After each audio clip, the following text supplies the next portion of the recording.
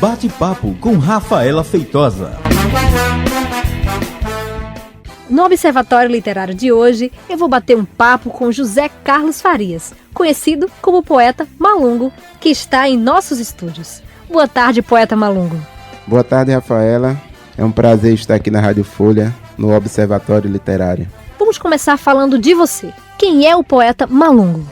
Eu sou um poeta que comecei a escrever em 1985, influenciado no começo, na verdade, da minha infância, pela poesia do cordel, também influenciado pela histórias de quadrinhos, que eu lia muito e coleciono até hoje.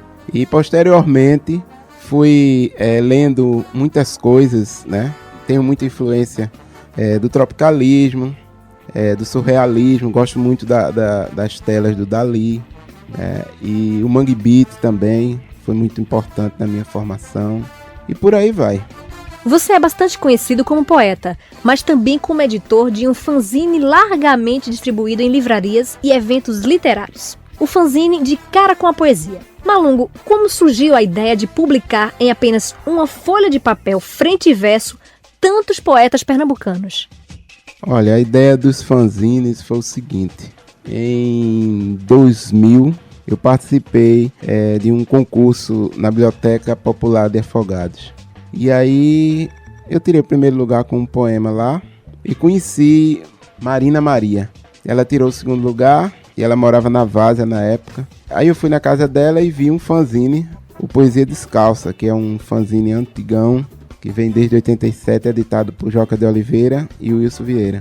E aí ele era todo colorido, né, tal. E eu achei interessante porque, assim, eu nunca tinha... Na verdade, tinha visto na mão de pessoas, mas nunca tinha pego. E ela falou que os caras moravam no outro prédio. Aí eu disse, vamos lá, né? Aí eu fui, encontrei o Wilson comprou um livro meu que eu tinha lançado meu primeiro livro, O Terceiro Olho, Excelente de Contato. E a gente fez amizade, logo de cara. E aí eu conheci eles. E depois, eu morava em Maranguape nessa época. E deu vontade de fazer um também. E eu me juntei com o poeta Altair Leal, que morava em Maranguape, né? E a gente fundou o Frente e Versos em 2001. E a partir dali nós fizemos 8, 9 números juntos. Depois eu saí, encontrei assim, o poeta Bruno Candés, a indicação de Jomar Muniz de Brito, que a gente já era amigo. E aí eu comecei o De Cara com a Poesia junto com o Bruno, até 2004. Aí eu parti para fazer só o jornal e exatamente 2006. Em 2004, 2 anos antes, eu tinha recebido uma carta de Vinícius Dias Cunha, que ele é um carioca, hoje mora em Brasília, casou, está em Brasília. Então me mandou uma carta elogiando meu livro, que chegou lá em Campo Grande, onde ele morava, através da filha de Paulo Cunha, que foi para lá. Ela tinha um zine, ela lançou só um número chamado de Zine. Eu tive na casa dela e entreguei um livro para ela sócia. Eu sei que ela foi para o Rio. E aí esse livro da sócia dela, ela não quis, não sei como foi. Esse livro foi parar na feira de Campo Grande. Então ele mandou uma carta elogiando meu livro e tal. E mandou um telefone. Eu não conhecia, não. Aí no outro dia eu liguei. Aí pronto, o cara pirou. A gente começou a trocar ideias. E começou esse intercâmbio. Também através de Henrique Brandão, que era um cara que tinha um zine lá em Maranguape. E eu conversando com ele, e ele certa vez, tu tá fazendo um zine aí e tal. Eu tô aqui com uma maçaroca de zines, que eu não sei mais o que é que eu faço, então eu não tenho como responder, não tenho tempo, e me passou. Dessa maçaroca de zines eu peguei 25 endereços e comecei a mandar. Então isso começou a crescer, né, desde 2004. E aí vem até hoje, né? O jornal vai fazer 10 anos agora, em 24 de maio de 2012. E é isso, assim, é incentivo à cultura, incentivo à leitura, à cidadania, é muita coisa boa, muita cultura, né? E é um espaço que, infelizmente, assim, eu vejo só, não é porque eu tô na Folha, mas eu vejo só que a Folha é que abre mais espaço para a poesia, né? A gente vê o Medalhão, o normão e ver o desconhecido. Então, assim, é uma maneira também, eu acho que até meio atrevida, assim, de educar as pessoas, de estar mostrando um site, estar abrindo espaço para poetas e estar integrando, entendeu? As pessoas, ele é muito, como é que eu posso ver, eclético, né, o jornal. Em 10 anos de publicação do fanzine De Cara com a Poesia, o que mudou nestes anos? Bom, mudou a qualidade, a experiência, né, que a gente vai tendo, a qualidade dos textos, a qualidade editorial. Ele é impresso na gráfica do Sindicep, que tem essa parceria nesses quase 12 anos, né, porque o outro zine, o Frente e Verso, também, boa parte dele foi impresso lá. E o Sintep também dá um suporte com algumas resmas, né? E aqui eu também estou aproveitar para agradecer o Sindicep, a direção, e a direção do Sintep, que sem eles não teria o jornal na rua, né? São 5.000 exemplares. E assim, a gente vai melhorando, vai mudando a qualidade, vai incorporando sessões, né? Nós temos aí sessões, tem as sessões de personagens pernambucanos, da história pernambucana, que é para as pessoas conhecerem um pouco, né, dos nossos personagens. Temos uma sessão também dedicada ao povo indígena, né, que as pessoas desconhecem a cultura indígena, aquela coisa meio piegas, não conhecem realmente, né? E temos os intercâmbios também, intercâmbio de gente, a gente divulga endereços de zines, também coloca alguma coisa que o leitor se expressa, né, nas cartas ou no e-mail e tal. E também divulga vários recitais pela cidade, tem uma parte também, e os pontos de distribuição aqui no Recife e em outros lugares, que chega também no interior e vários estados também. São 5.000 exemplares de pura poesia. Vejo aqui o trabalho de bons poetas pernambucanos. Tem até frases de Leonardo da Vinci. Como é feita a seleção dos poemas que são publicados? Essa escolha é feita por mim e, como eu disse, eu procuro que ele seja mais eclético possível, que ele atinja assim algumas áreas, né, da poesia, né? Sempre tá tendo pessoal que faz cordel, sempre tá tendo os alternativos, entendeu? Tá sendo assim, sempre tem alguém de fora, né? E assim é um trabalho que não é fácil, né? Porque em casa eu desde que eu comecei a militar no meio poético, eu sempre fiz isso. Eu sempre troquei livros, vendi livros, comprei livros. Então as pessoas também me presenteiam, eu vou comprar livros em sebos e tal. E eu fiz um acervo grande de qualidade.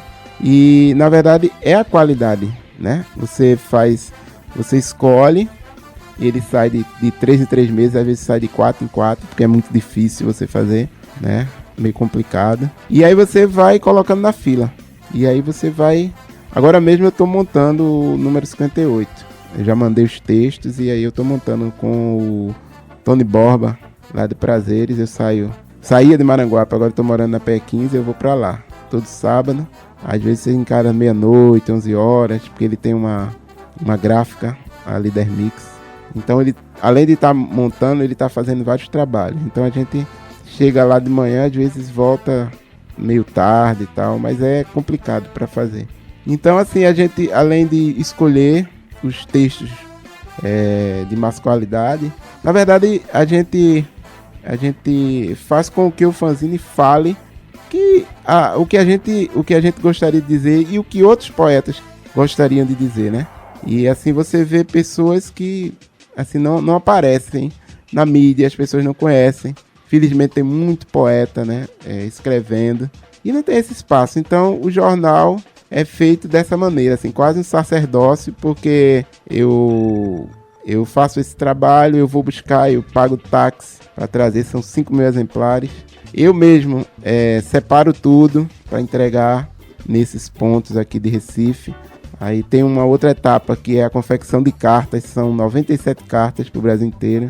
E assim, é um trabalho duro, né? É uma década fazendo ele, né? Então as pessoas que recebem, às vezes nem...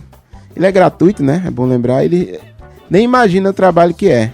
De você montar, de você, sabe, trocar uma fonte mais mais larga, mais curta, que caiba esse texto e tal, tudinho. E que o importante é o espaço também e o texto fique legível. Não adianta você encher de coisas, né, e ele não seja legível, né? Eu comecei a ter essa preocupação no momento que eu encontrei o Luciano Siqueira, um deputado, aí eu entreguei um para ele, aí ele brincou comigo e disse, poxa, vamos trazer uma lupa junto, né, tal. Ele fez uma brincadeira, aí depois eu me liguei, disse, poxa, eu tenho que cuidar mais, né, do tamanho, das fontes. É um trabalho de amor, é um trabalho abnegado, que, assim, eu acho que nem todo mundo toparia fazer durante esses 10 anos. Mas eu me sinto bem, eu me sinto muito bem.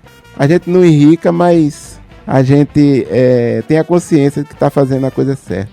São quase 60 números do De Cara com a Poesia publicados. Você é sempre visto nos eventos literários, filas de banco, de ônibus e nas portas das livrarias, sempre distribuindo o fanzine numa verdadeira militância poética. Malungo, o que você sente quando sai uma edição e distribui para as pessoas tantos poemas? O resultado é o melhor possível, porque tinha uma escola onde eu morava em Maranguape que tinha pessoas que colecionavam.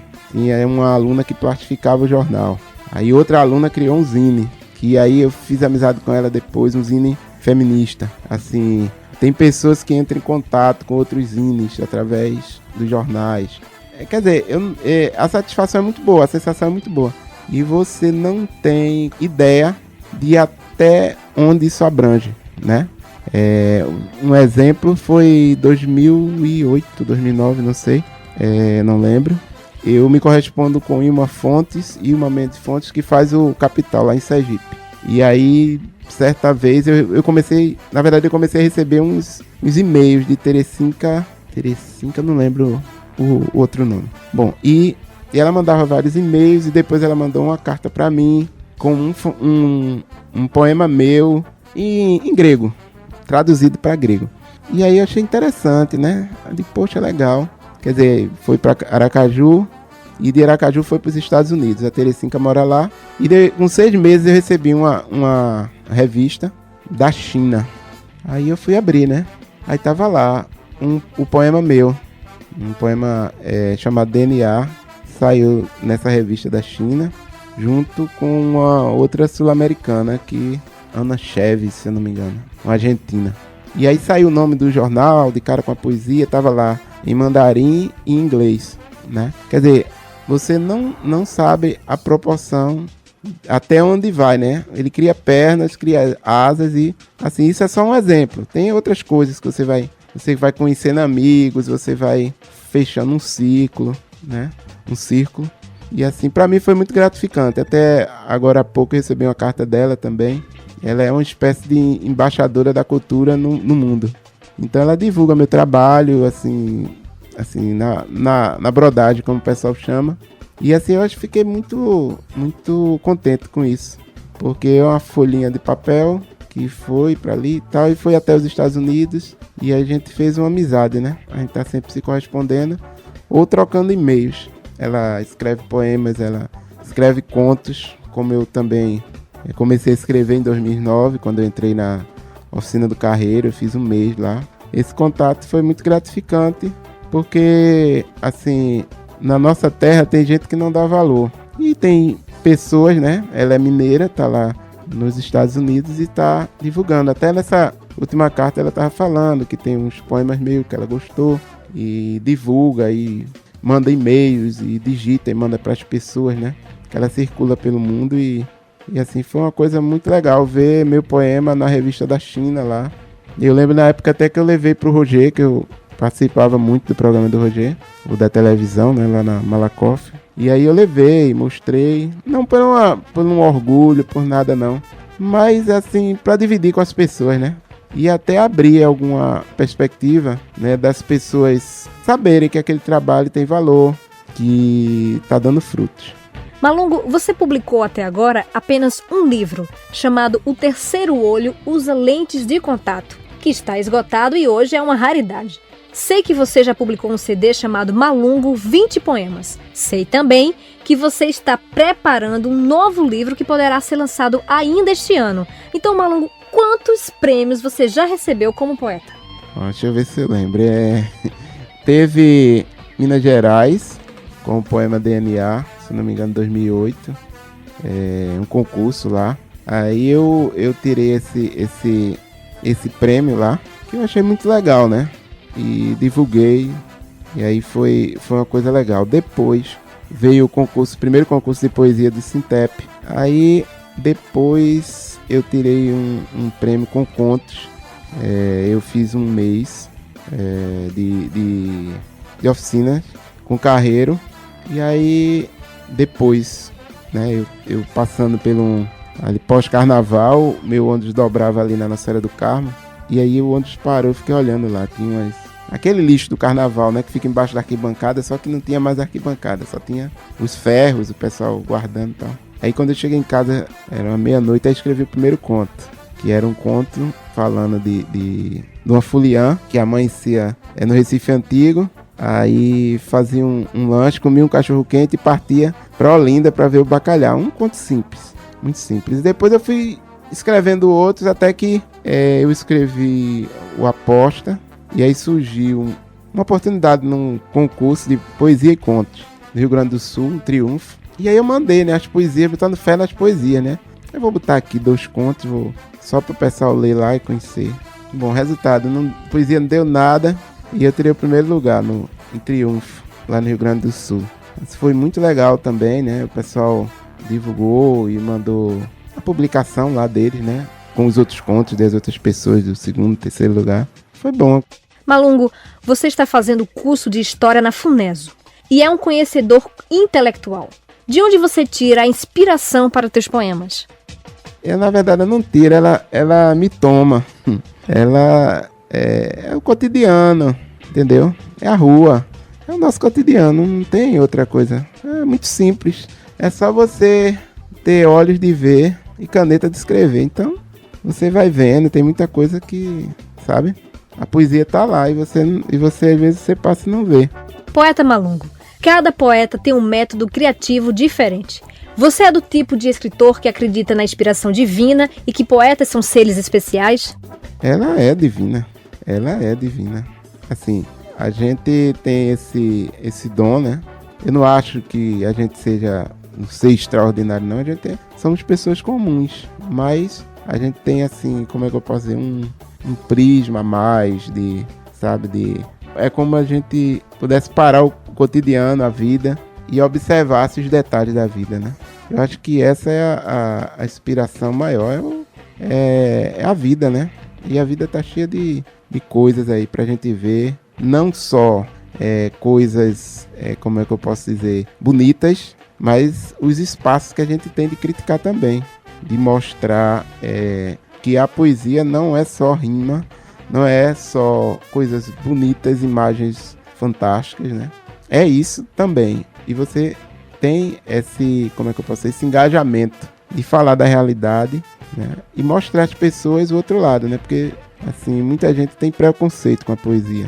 E, assim, eu procuro no meu trabalho sempre estar linkado com a realidade, entendeu? Eu lembro muito que ali no Luiz Freire existia a Quarta Literária, né?